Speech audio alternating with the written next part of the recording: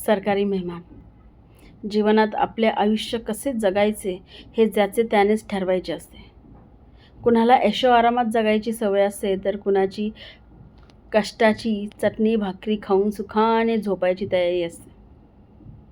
माणूस लहान असो वा मोठा, थोर, प्रत्येकाची जीवन जगण्याची खटपट ही वीतभर पोटासाठीच चाललेली असते, एवढे मात्र खरे.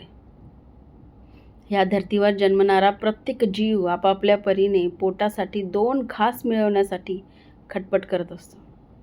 त्यापैकीच तो एक होता. गर्दीच्या ठिकाणी तो हमखास दिसायचा. त्या विभागातील नागरिक, पोलीस आता त्याला चांगलेच ओळखून होते. पोलीस स्थानकात सराईत पाकीटमार म्हणून त्याची नोंद होती.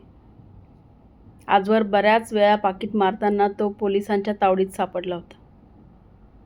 क्यों रे, तू ये पाकीटमारी का धंदा छोड़ क्यों नहीं देता? पोलीस निरीक्षकांनी त्या दिवशी त्याला विचारले. त्यावर तो म्हणाला, अरे साहब, पाकीटमारी के धंधे में अभी कुछ नहीं रखा है. खा पी के बचता ही क्या है? उससे अच्छा अपना तो ये जेल है.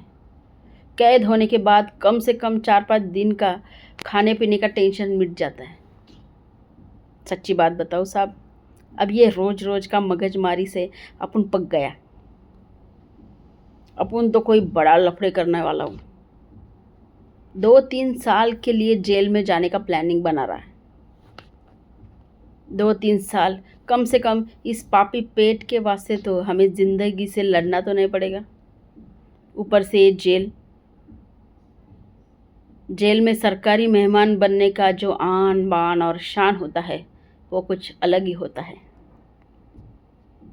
असे म्हणत तो त्याच्या त्या बोलण्याने निरुत्तर झालेला पोलीस अधिकाऱ्यांच्या पुढच्या प्रश्नाची वाट पाहू लागला होता. धन्यवाद.